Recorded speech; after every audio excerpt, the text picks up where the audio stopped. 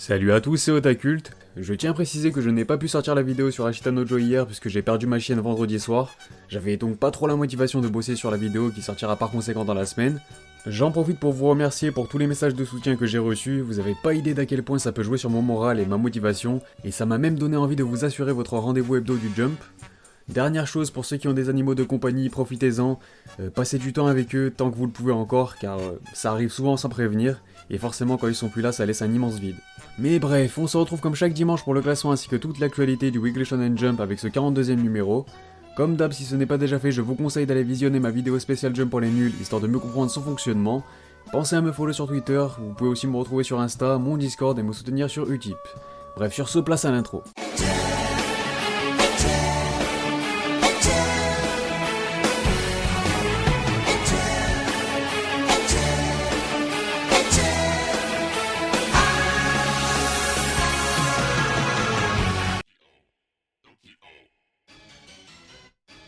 On commence avec la partie hors classement. Cette semaine, le LED Color revient enfin à My Hero Academia pour la troisième fois de l'année.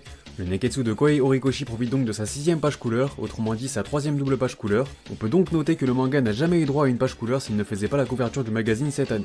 Concernant les autres, elles reviennent au rookie Chainsaw Man pour la 8ème fois de l'année, tandis que le Eishi Yuna de la poursuite Uragi signe sa 5ème colorisation.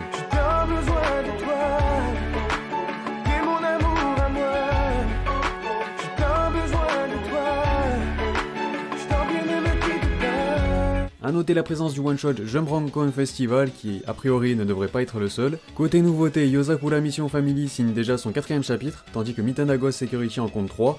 Ils rejoindront le classement à partir de leur 8ème chapitre comme le veut la coutume du magazine. Mis à part ça, je vous rappelle qu'Hunter x Hunter est toujours recherché mort ou vif. On passe maintenant au classement qui est composé de 14 mangas, soit exactement pareil que la semaine passée. Et c'est la première fois que Tokyo Shinobi Squad hérite du titre de cancre, difficile à dire si cela aura une incidence sur son avenir, puisque cela ne l'empêche pas de se vendre bien mieux que ses principaux concurrents. Je fais par exemple référence à Beast Children qui apparaît à l'avant-dernière place après en avoir cédé une. Les ventes de son premier tome ont été vraiment catastrophiques. Une première également pour Samurai 8 qui trébuche dans le trio de fin cette semaine. Cela n'est toujours pas alarmant pour le moment puisque je vous rappelle qu'il va falloir attendre les ventes de ses premiers tomes début octobre. La belle opération de Double Taisei qui remonte de 3 positions pour se hisser à la 11ème pourrait se révéler anecdotique au final si on prend en compte ses très faibles ventes. De son côté, Yui Kemio Let's Lose poursuit sa bonne dynamique en se maintenant à la 10ème place du top, tout juste devancé par les chamans de Jujutsu Kaisen qui conservent quant à eux la 9ème position. 8ème rang pour Agtech qui cède déjà 2 places après sa petite remontée de la semaine passée, une preuve qu'il est très difficile de se maintenir dans le haut du tableau, un déclin que l'on observe également pour la comédie romantique We Never Learn qui glisse de 3 positions pour ainsi atterrir à la 7ème, soit pile au milieu du sommaire. Les mages de Black Clover cèdent quant à eux une petite place et se retrouvent donc à la 6ème, mais on peut tout de même noter qu'ils n'ont encore jamais quitté le haut du classement cette année. Bon retour pour AQ qui fait son comeback dans le top 5 après avoir eu droit au LED Color du dernier numéro. The Promised Neverland est contraint de descendre du podium après sa petite place de perdu et voit donc la 2ème place annuelle s'éloigner de plus en plus au fil des semaines.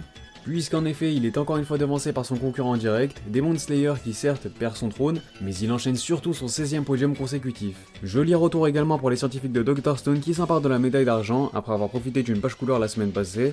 Et enfin ce sont les pirates de One Piece qui reprennent le pouvoir cette semaine, eux qui étaient en break dans le numéro précédent. On enchaîne avec les informations concernant le job numéro 43, et c'est Kimetsu no Yaiba qui verra son excellente forme récompensée par un LED Color, son 3ème de l'année et c'est plus que mérité. De son côté, la romance We Never Learn profitera de sa 13ème page couleur. On peut noter qu'il y aura la présence du one-shot Aken Samurai signé Ryo Imaeda, et surtout que My Hero Academia sera en pause, sa 3ème de l'année. Passons à la rubrique actualité qui sera exceptionnellement incomplète, mais j'ai quand même essayé de vous partager l'essentiel. On commence donc par l'actu anime avec le plus gros événement de l'année en France, l'avant-première du film One Piece Stampede. Je n'ai malheureusement pas eu la chance de le voir, mais au vu de retour, c'est une sacrée claque. Le film a même été mis en avant au JT de M6, c'est très fort. Et au vu de son succès, Kana a déjà annoncé une sortie nationale en salle le 9 octobre, a priori uniquement dans tous les cinémas CGR, toujours pas de Gaumont Pâté hein.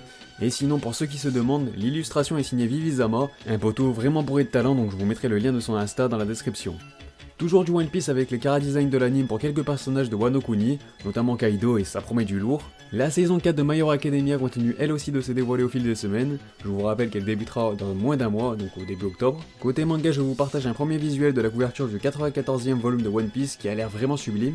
Les éditions Kazé ont annoncé la réimpression de tomes de plusieurs de leurs séries, on retrouve donc notamment tous les tomes de Black Clover excepté les tomes 9, 10 et 11, le premier tome du manga de sport AQ, ainsi que tous les tomes de l'édition Ultimate Dokuto no Ken, les 6 premiers volumes de Kuroko's Basket et les 8 premiers de The Promised Neverland, sans oublier les 4 premiers opus de We Never Learn en ce qui concerne le jump. Et enfin côté goodies, je vous partage cette sublime nouvelle résine de Boa Hancock de One Piece chez Tsume Art. Pour conclure cette vidéo, je vous propose comme toujours le top Oricon avec les ventes de la semaine du 2 au 8 septembre 2019 au Japon. Tout d'abord, on n'a pas accès aux chiffres précis, mais sachez que le premier tome de Tokyo Shinobi Squad se positionne à la 295e place, loin devant Beast Children et Double Taisei.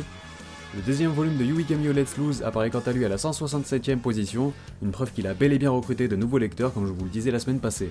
Pour ce qui est du boost de Dr Stone, on m'a beaucoup posé la question, mais la série place tous ses tomes entre la 155e place et la 120e. Concernant le tome 50, on l'entame avec le 15e volume de The Promised Neverland qui chute donc de 30 places, il ajoute plus de 15 000 exemplaires à son compteur sur sa 6ème semaine de vente, lui permettant de se rapprocher des 600K.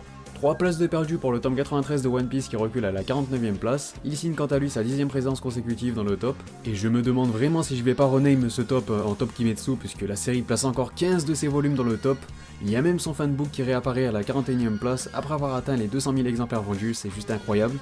Bref, ça se passe de mots, donc je vais me taire et laisser les chiffres parler pour eux-mêmes. J'ai personnellement jamais vu de boost aussi long et impacté sur autant de tomes, 16 putains de tomes, bref, je vous laisse savourer.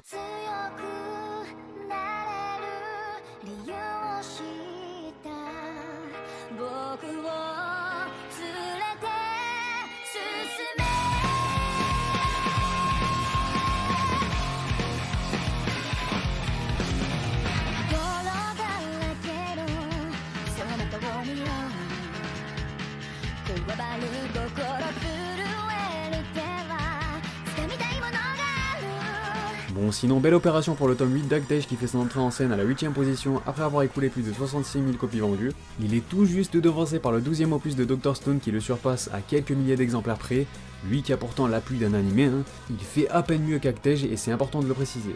C'est décidément très serré puisqu'on peut faire la même remarque à We Never Learn étant donné que son 13ème volume apparaît au 6ème rang, il a quant à lui atteint le cap des 70K mais encore une fois ça ne se joue à rien. Et enfin pour conclure ce top, c'est bien évidemment AQ et son 39ème opus qui prennent le pouvoir cette semaine avec plus de 260 000 exemplaires vendus. On notera cependant que son déclin est de plus en plus visible, donc j'espère que sa 4ème saison relancera la machine tout simplement en janvier. Sur ce, la vidéo est terminée, n'hésitez pas à réagir sur celle-ci et sur le classement dans les commentaires. Pensez à liker et à partager, ça fait toujours plaisir, et pour ceux qui veulent soutenir la chaîne, vous pouvez le faire sur ma page Utip en description. Sinon, pensez à vous abonner si ce n'est pas déjà fait pour ne pas manquer les prochains classements. Vous pouvez aussi me rejoindre sur Twitter, Instagram et sur le Discord de la chaîne. Bref, les liens sont en description, vous le savez.